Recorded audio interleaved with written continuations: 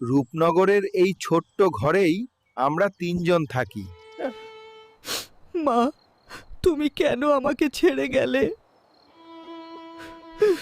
এই ছেলে কোনো কাজই পারে না।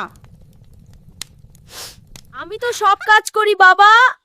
তোর জন্যই ঘরে শুধু অশান্তি। মন খারাপ করিস না বাবা, হ্যাঁ কাদের চাচা, কেউ আমাকে ভালোবাসে না। একদিন সবাই তোর মূল্য বুঝবে। সব তো শেষ হয়ে যাবে। আমি দোকানটা বাঁচাবো। ছাদটা আজই বাঁধতে হবে।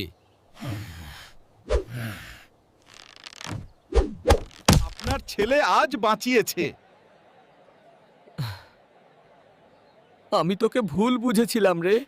তুই এত করলি আমাদের জন্য। এটা তো আমারও পরিবার মা। আজ থেকে সব বদলে যাবে। তুই আজ থেকে আমারই ছেলে। ভালোবাসাই আসল শক্তি। আজ আমি খুব খুশি। আমরা আবার নতুন করে শুরু করব। আমাকে মাফ করে দিস বাবা। রূপনগরে আবার হাসি ফিরল।